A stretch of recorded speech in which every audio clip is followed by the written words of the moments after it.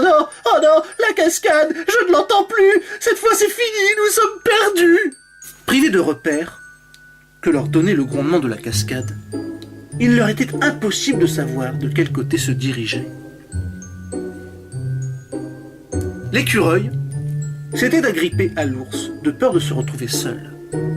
Katie, quant à elle, tentait de repérer quelques indices qui leur permettraient de se repérer.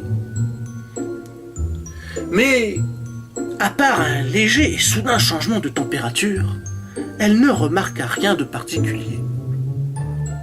Soudain, alors qu'elle avançait la truffe au sol pour se repérer, elle se cogna la tête contre une drôle de boule molle et poilue. Ouille! Faites attention! Vous pourriez m'écraser! Êtes-vous aveugle, nom de nom? Regardez où vous mettez les pieds! S'énerva une petite voix.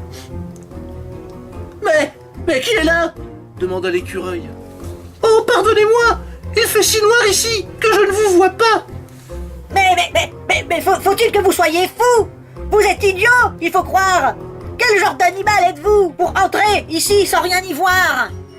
La boule de poil fit claquer une étrange pierre et celle-ci se mit alors à briller d'une lueur bleue. Et Katie, l'ours et l'écureuil furent surpris de découvrir que la boule de poil était en réalité une petite taupe. Ah, je vois enfin! Un ours, un écureuil et un chien! Ben, je comprends tout, vous êtes réellement complètement fou! Ah, la lumière, enfin, ça fait du bien, dit l'écureuil. Mais vous avez quoi dans la tête? Savez-vous au moins où vous êtes? Demanda la taupe. Eh bien, en réalité, nous étions à la recherche de la grotte gelée.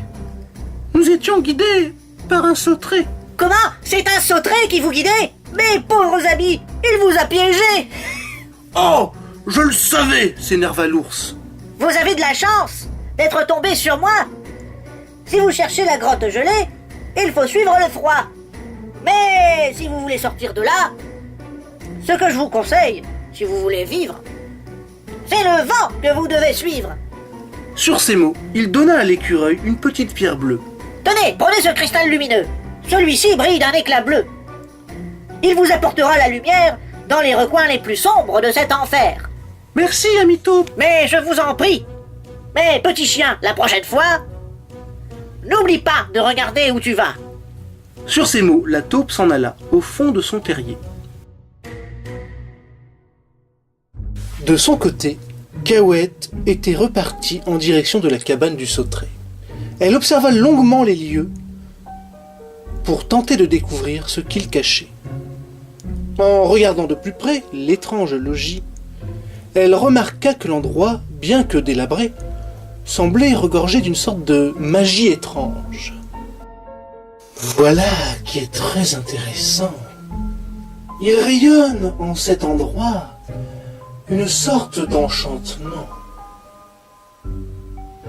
Mais, en tant qu'esprit, je ne reconnais pas cette magie. À qui donc appartient ce sort? Je me le demande encore. Intrigué, Cahuète tenta d'entrer dans la maison du sauterelle.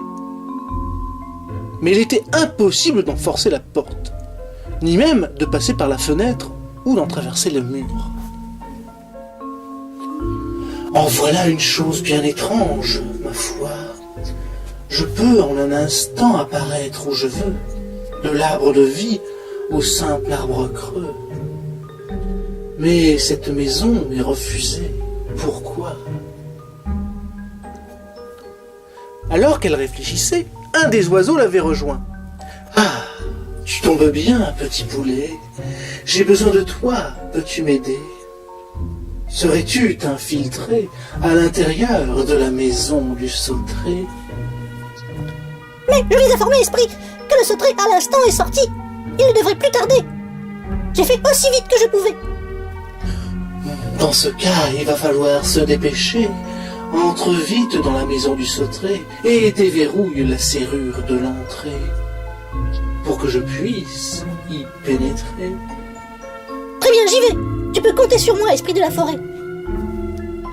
Sur ces mots, l'oiseau se glissa à travers une fissure du mur et pénétra dans la maison du sauterelle. tandis que Cahuète guettait le retour de cet étrange nain.